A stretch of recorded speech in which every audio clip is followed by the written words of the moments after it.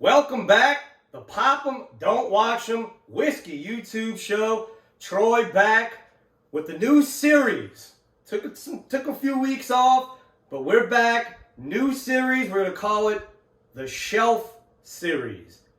Highlight some distilleries that I think are very underrated, that are easy to find on the shelf, and need to get some light shed on them in the world of the boom of bourbon going on right now. You got left and right new distilleries coming out. When you have core distilleries that are sitting there on the shelf making great products. So that's what we're going to go with today. First on that list, I knew I had to go with, in my opinion, one of the most underrated distilleries and companies on the market, and that's Maker's Mark. I drank it at my wedding. I love Maker's Mark. It's a wheated bourbon, the same recipe throughout. Give you a little history on Maker's Mark, some of their core products, some of their more limited products, but I think Maker's Mark hits the spot. They definitely should get more love, and I'm explaining that in this video today. But first, guys, please like this video, subscribe to the channel. We're growing, we're getting where we want to be. Every like, every subscribe helps grow the channel. It allows me to get you some more info. Also, if you missed out this month, giveaway is done for this month. There was a sample pack for 5 different samples, included Russell's 13-year George T. Stagg. Get over to the Pop 'em, Don't Watch 'em Patreon page. Become a patron. Everything on there is for you guys. $10 gets you in on the monthly giveaways, and those giveaways are epic. You do not want to miss out on those giveaways. That's Pop 'em, Don't Watch 'em over on Patreon. Become a member today. But without further ado, let's get into what we're here for today, Maker's Mark. So, a little history, a little lesson. So Maker's Mark was started in 1953. So, I mean, that's, in this day and age, you know, that's pretty good age on the company and distillery. Started by Bill and Margie Samuels. So Bill had a recipe, an old family recipe. He was 170 years old. Took that recipe and he burned it. Didn't want anybody to find it. Then he wanted to come out and create his own recipe for his company, Maker's Mark. Something that would, you know, set them apart to get out on the market. So what he did, which was actually genius, instead of having to put different grains, different mash bills together, let them age and then sit there and wait and see which one you like, that could take years. He took those different grain combos and baked loaves of bread. He went through those loaves of bread, found that grain, that combo that he liked, went down to a winter wheat. It was a red winter wheat. That's the one they still use today. He took that, took out the rye, put that into the bourbon recipe, and that gives it that very soft, he said it himself, he didn't want that spiciness, the edginess of the rye. You put that wheat in there, just like that, softens it out, smooths it out, and that's why most people, hardcore Maker's Mark people, love it today. One recipe. Now, they do use different stave finishes. I'll get into that. But they use one core wheated recipe. And that is using the red winter wheat. Now, the bottle itself is iconic. It has the square shape, the red wax, the Maker's Mark symbol. That all comes from Margie. She is the first woman inducted into the Hall of Fame that's had nothing to do with an actual distilling of the spirit. She came up with the bottle. She collected 19th century cognacs. The shape of the bottle, that red wax, she thought it would really stand out on the shelf if she put that red wax on it. And she's not kidding. That red wax, I mean, that's iconic. You know Maker's Mark by that red wax still to this day. Great idea by Margie to do that. So what the star stands for, we'll grab a bottle here. Everybody sees this little stamp they have on every Maker's Mark bottle. So what she was inspired by was pewter whitesmiths. This is the Maker's Mark. That's where the name came from. It's their mark. They come up with it. It's a little symbol that symbolizes themselves and their company. So the symbol for Maker's Mark, you're not going to be able to see it here because you might be able to see it better here. So on the stave finish one, it's red. There's an S, a Roman numeral 4, and a star. So the star is for Star Hill Farms. That's where the family resided. You have the S, obviously that's for Samuel's, and then the Roman numeral 4. So what the Roman numeral 4 stands for is Bill was a 4th generation distiller, which they later found out he was actually, I think it was 6th generation, but the name stood, the symbol stood. So I know a lot of people wonder, what is that symbol on Maker's Mark? That's the symbol. So they have their core product, of course, the regular Maker's Mark whiskey. Today, I am going to get into two of my favorites. The Maker's Mark 101, which used to be a distillery-only release.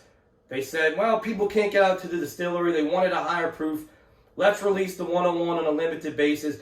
They call it a limited release, but guys, you can still find it. And the Maker's Mark Cask Strength, one of the biggest secrets out there. The Maker's Mark Cask Strength. I'm telling you right now, this will whip any weeded cask strength. Full proof is a little, Weller full proof is a little higher proof, I know that, but as far as flavor goes, this Maker's Mark Cask Strength, it will blow your mind for the price. So let's start out. So in the glasses, I have the 101 and I have the Cask Strength because I want to see really what the difference is. They also have the Maker's Mark 46. That was the first product that they came out with. That was 2010. That was the first different product that they came out with besides their regular shelf bourbon since they've been in existence. So what they do with that, they take 10 French virgin oak staves, sear them, put them in the barrel, and then they take those barrels and they, for 9 weeks, they go to their limestone cellar. So at the distillery, there's a limestone cellar. They age it in the limestone cellar for 9 more weeks with the staves in. That's what they do. And everybody wants to know the age statement. According to them, they do not, Maker's Mark does not go by age, they go by taste. They taste it, when it's ready, that's when they bottle it. Their picks, they do the same thing. You pick whatever stave profile you want on the picks. All the base bourbon is still their same recipe. They take those staves, put it in, then that barrel goes into the limestone warehouse to age until they keep tasting it and think, okay, this is the profile, let's bottle it. So, let's get into the Maker's Mark 101. Like I said, it's their regular signature bourbon, but with a 101 proof. This $30. $30. I'll take this over this is just the 101. I'll take this over every Weller product there is. Right here, 101. I'm not talking about William LaRue Weller. The full proof I know is a little higher, but taste-wise, the 101 will take Weller 12, Weller SR, and even Weller 07 and whip its ass. So, on the nose, that wheat just comes through. It's just a sweet, sweet nose with vanilla, wheat, oak. You get a little bit of fruit, a little bit of bright fruit from the wheat. Oh, man. That 101. To be that soft, without all the spice from the rye, and still have that mouthfeel, tons of vanilla. Man, so that's just the 101. So I knew how much I liked the 101. Grabbed now the Cask Strength. So the Cask Strength can vary from 108 proof to 114 proof. That depends on what that bottling is for that batch. It's uncut, unfiltered, non-chill filtered. This one I have is 108.7. It's batch 2005, $44, Riverbend Market in Madisonville or wherever your local store is, guys. All these things can be found at your local store, your brick and mortars, guys. Support them.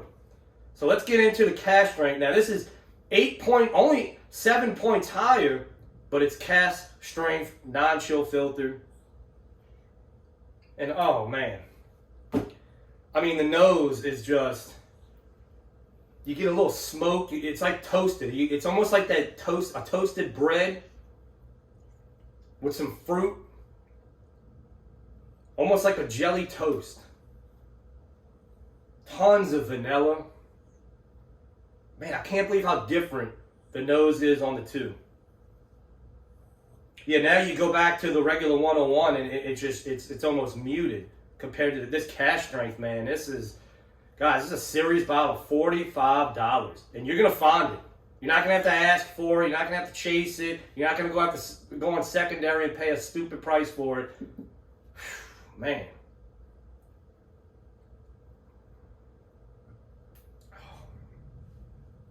That Cask Strength, my God. The mouthfeel, it's so soft. It just flows across the palate like butter. Almost the same profile as the 101, just amped up. Fruit, it's got that wheat, the toasted oat, tons of vanilla. Man, I can't say more about that product. Maker's Mark on the shelf. Let's go over some of their limited releases. I think this was a big, important move by Maker's Mark. What this did, when they came out with the limited release, the wood finishing series, it came out, the first one was in 2019. That was the RC6. What this did was allowed them to give them a limited, allocated product. So the fanboys out there who only drink bourbon to be cool and to put it on their shelf, that made them find Maker's Mark. Because people have never drank Maker's Mark in their life. As soon as they heard allocated, oh my God, they ran it out and they're running out and trying to get this stuff. Now these wood finishing series, incredible. It's Maker's Mark just amped up with different types of staves. That's how they get different types of profiles on their bourbon. Put the staves that they want in the barrel, finish them in the limestone warehouse, limestone cellar, come out with different ones.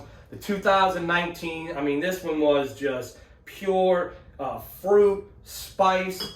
You had the 2020, this was the one that was vanilla, caramel, ice cream. And then this year, the 2021, the FAE01, it had tobacco, it had oak, fruit. This was my favorite one.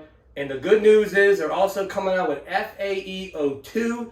That is supposed to highlight the fatty acids, the mouthfeel of an unfiltered bourbon. Cannot wait for that one to come out. But guys, that's going to be a new series we're going to do here. It's called the Shelf Series. Pop them, don't watch them. Show educating you guys on things you might not know about. Things you might pass every day on the shelves. Now you know. Look for the Red Wax, Maker's Mark, the 101, their regular whiskey, the Cask Strength. Just because it's on the shelf, guys, doesn't mean it's no good. Only way you can find out is if you pop them. Don't watch them.